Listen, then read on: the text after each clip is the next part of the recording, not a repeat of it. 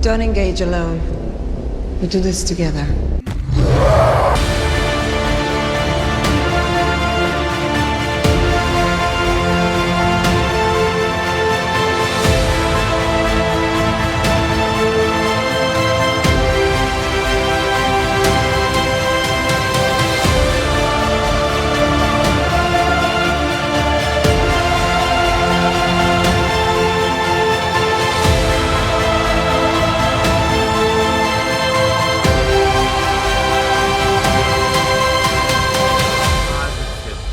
Yeah! Yeah! We got it! We got New 52 booklet.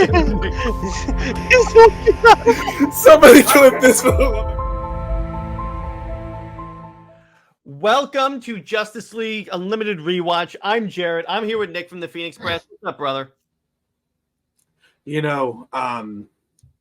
episode it's quite a beast. Yeah, it is. So it's funny about this one.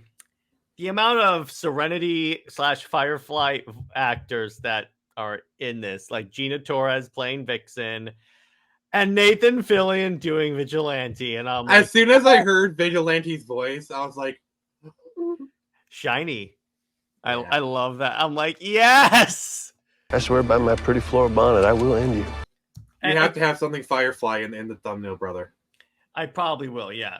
Or like Green Lantern. So basically, this is another episode that basically deals with the aftermath of Hawkgirl's betrayal from the end of Justice League. And it shows the effect her actions had on even the Thanagarians, because they lost the war against the Gordanians. And even, I think his name is like, Rotalik, her like betrothed dude, ends up being killed in battle. I think wasn't that guy basically Hawkman, Carter Hall or something? No.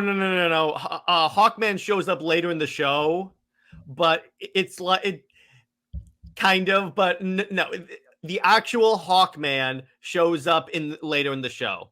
Okay, because I thought they had called him Carter or something. No. His name sounded like Carter, but it's not. And if you notice, remember Krager's Krager was the Thanagarian that John Jones kind of mental whammied.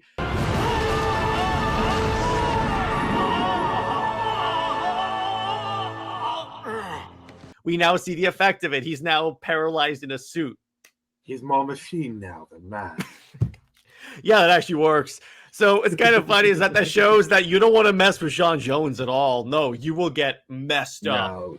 No. I love how they specifically, like DC Comics had to specifically write in the fact that John Jones' mind can affect Superman. Like they specifically has to write that in. Otherwise, like people just go like, why can't John just take down Superman? Yeah, exactly. So this episode also deals with a love triangle with Vixen, Hawkgirl, and Green Lantern, and John is like really like he's feeling pretty awkward right now because now he works with his ex and his current girlfriend, and then his ex and current go on a mission without him. What? That's I imagine that's gotta be. By the way, like, I'm calling this beast Hawklight. So anyway, continuing on. So they receive like a distress signal that later turns out to be BS. But what's kind of interesting about it is they go there and it turns out it's an ambush by Thanagarians. A few Thanagarians from the conclusion of season from the conclusion of Justice League proper. Shayera Hall.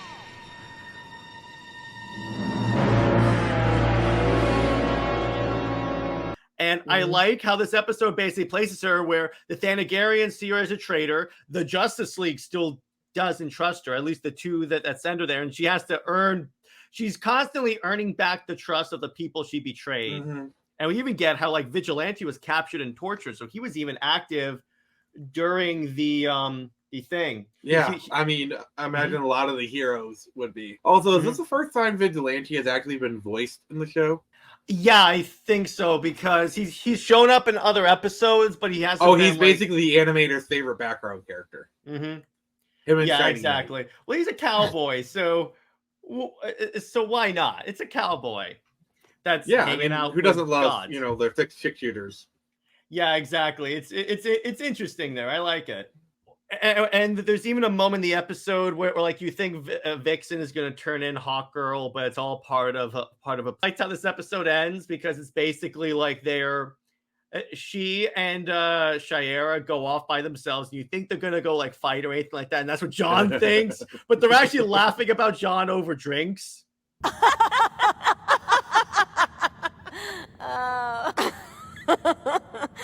Not to mention his taste in movies. I know. Old Yeller? What's that about? Worlds are colliding! How dare they be grown adults in this situation? How dare they?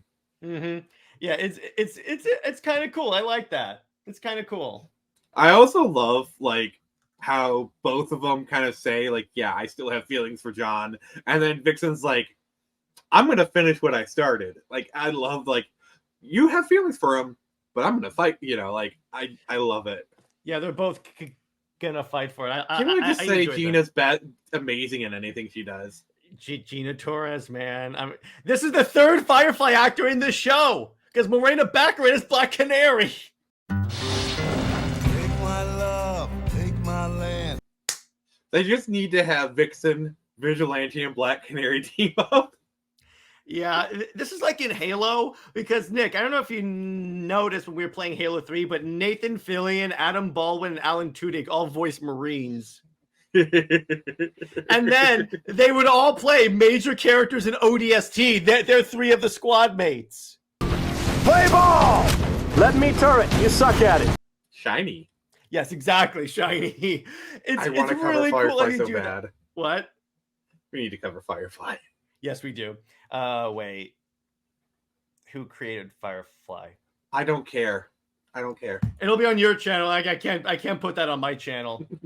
I definitely yeah, because like you'd constantly be like, why did you say that name? Why did you say that name? Yeah, exactly.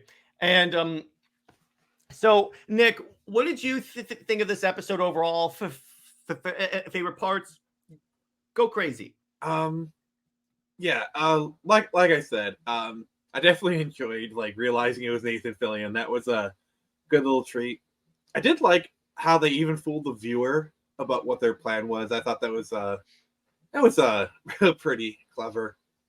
But I do find it interesting that like these group of Thanagarians, they're going rogue even from the Thanagarians. Mm-hmm. Like this mission is purely a personal revenge story, Yeah, and again, that shows that like Hawkgirl it has no home currently. It's like, I mean, yeah, the original 7 Justice Leaguers trust her, and you notice this episode gives us a little indicator on the leadership structure of the Justice League. Like the original 7, they lead any mission they're on. It's them; they are the leaders. Yeah, status of founding members, and even though like she's kind of on the outs to a degree, she still has a status of founding member. And I did like kind of like you can tell that like Hawkgirl has a big sense of guilt because like this whole entire episode he's like, maybe I should turn myself in. Maybe, and every time Vixen was like, no, you're not doing that. You know why? Because she knows that if she allowed Shayera to like get herself over to the Thanagarians and possibly get killed, she knows John would be pissed. Not only that, but John would go and rescue her, and there's nothing they'd say about it. Like they say to change his mind. Oh yeah. John's not stopping Green Lantern. But I think like having Vigilante be on this mission was really interesting. There is one line that I'm gonna have to dock a full point for. Go ahead. Fragile male egos. Yeah, I'm good with that. Yeah. That was cringe. Honestly, like you expect that kind of stuff today. Yeah, and so here's some trivia for you. In this episode, Shayera wears a yellow tank top and pants as opposite the white outfit she wore after being reinstated. So they kind of changed her outfit a little bit. I kind of got Bruce Lee vibe from it. Mm-hmm. The character credited as Hawk number 2 is voiced by David Barrera, Maria Canales' real-life husband, and she voices Hawkgirl. That's interesting. I like that one. In this episode, Vigilante, voiced by Nathan Fillion, and Vixen, voiced by Gina Torres, fly around in a spaceship. This may be an intentional in-joke and nod to the TV show Firefly, in which they play those beloved characters. Also, and it's kind of funny. It's kind of funny about Fillion voicing Vigilante. He was basically a cowboy in Firefly. Shiny. Let's be bad guys. And in this, he's a space cowboy. Yeah, so it's really funny how they do that. And a little detail, I think this came out before Serenity the movie, because when did this come out? This episode came out in 2005. Okay, so Firefly, the Serenity the movie, I believe, came out 2006 or so. So this predates the movie. But in the movie, at the end of the movie, guess who is flying the ship? Malcolm Reynolds. Nathan Fillion. Yeah, exactly. So it's kind of like a reference in hindsight, Yeah, yeah, and it's they weren't really intending cool. it, but it does serve as kind of like an homage to oh, guess who flies the Serenity now? Serenity now, Serenity now. I am a leaf on the wind, watch me soar. Soar. And all Firefly fans just started crying. Yeah, I know. Nth metal is also known in the DC timeline as transuranic iron, with an atomic number of 676. In real atomic chemistry, transuranics are elements whose atomic number exceeds uranium-92. The atomic number of iron is 26 and remains so indefinitely, at least it ceased to be iron. Presumably, the writers meant the atomic mass, which can vary among elements. Nerds. And in terms of other characters who show up, Blue Devil, Crimson Fox, Dove, Gypsy, Hourman, Ice, and Nemesis, Obsidian, Question, Red Tornado, Rocket Red, Vibe, Wave Rider, Zatanna, and Hrotalic, obviously. Yeah, I noticed Hourman. Is this the first time we've seen Hourman in the Justice League Unlimited? No. He's shown up a few times. He showed up in the first episode where they have that group shot. He's been in a few battles, but it could be this is the first close-up of him. Yeah, in my opinion, this is kind of the strength of the show, is that they have all of these characters that can just randomly throw in all the different characters like background, running through a hallway, he bumps into Vixen or whatever. This is one of the strengths of the show, in my opinion. Mm-hmm. Yeah, that's one of the cool parts about the Tim verse, is that as they started to add stuff on, you started to see, okay, everything is crossing over and stuff. That's the one compliment I will give this universe. It's all connected. It's like poetry. It rhymes.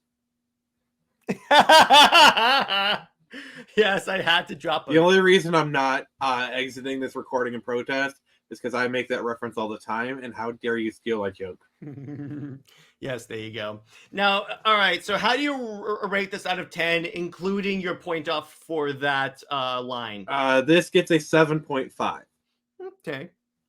Why is I would have given this though? an 8. Okay. I would have given this an 8.5 because I viewed it as a good episode.